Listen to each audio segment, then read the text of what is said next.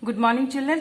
Class 7, lesson number 2, The Shepherd's Treasure, page number 7, part 6. The governor smiled. He asked his servant to bring in the chest.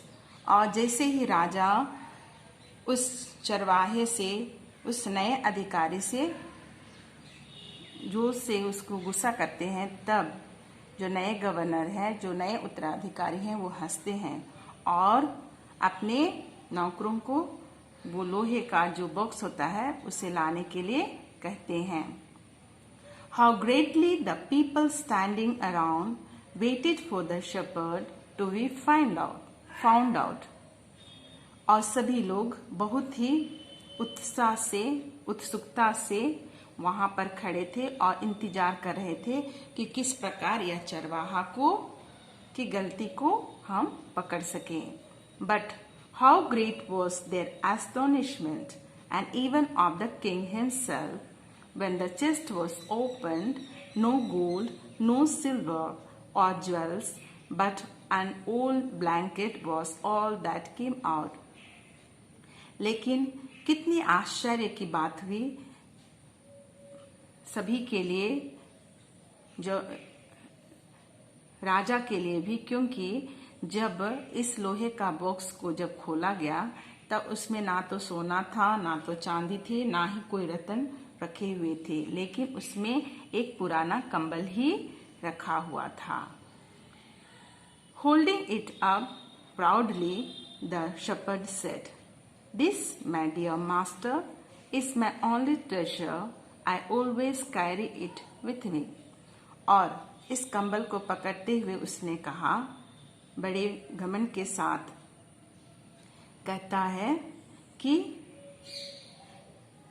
मेरे स्वामी, यह मेरा केवल एक ही खजाना है जिसे मैं हमेशा अपने साथ ढोए रहता हूँ.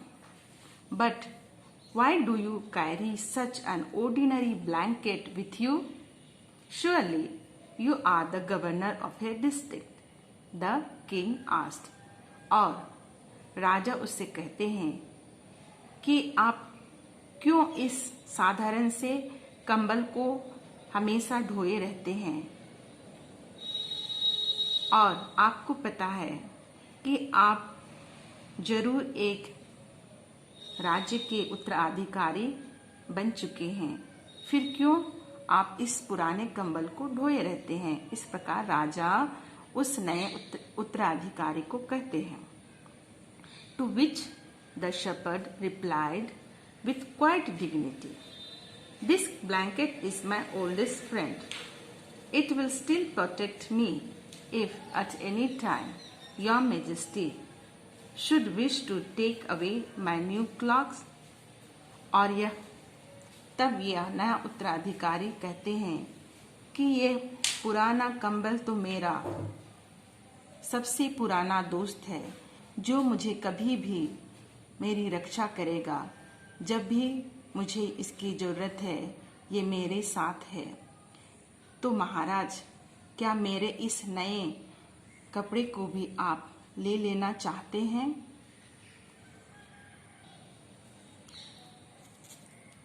How pleased the king was, and how embarrassed the jealous governors became to hear the wise man's reply. Now they knew that the shepherd was indeed the humblest and the wisest man in the land. The king made him the governor of a much bigger district that very day. और राजा इस नए उत्तराधिकारी का उत्तर सुनकर बहुत ही खुश हो जाते हैं, लेकिन जितने भी अन्य अधिकारी जो उनसे ईर्ष्या करते हैं, वे बड़े ही अचंभे में पड़ जाते हैं कि वे बहुत ही बुद्धिमत्ता से राजा को उसका उत्तर दिए. और अब सभी को पता है कि यह चरवाहा सही में, वास्तव में बहुत ही विनम्र और बुद्धिमान व्यक्ति है। उसी देश में सबसे बुद्धिमान और सबसे हम्बल, सबसे विनम्र व्यक्ति वो नया उत्तराधिकारी जो एक चरवाहा था वही हुआ है। तब राजा उस नए उत्तराधिकारी को और भी अधिक जिलों में काम करने के लिए उन्हें सौंप देते हैं।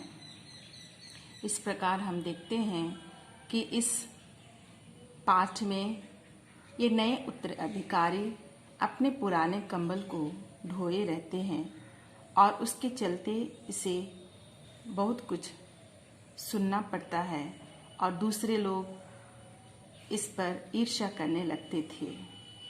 लेकिन यह चरवाहा या नया उत्तराधिकारी बहुत ही बुद्धिमान और साथ ही साथ बहुत ही विनम्र व्यक्ति था और इसलिए राजा उनकी बातों पर खुश हो जाते हैं और उन्हें बहुत से अन्य राज्यों पर भी शासन करने को सौंप देते हैं।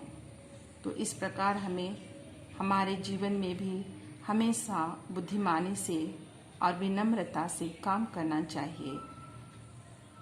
बच्चे, नीचे आपके वर्ड मीनिंग दिए हुए हैं, शब्दार्थ दिए हुए हैं। बच्चे इसे पढ़ेंगे और इसे अपने नोट कॉपी में लिखेंगे और समझने की कोशिश करेंगे। Thank you.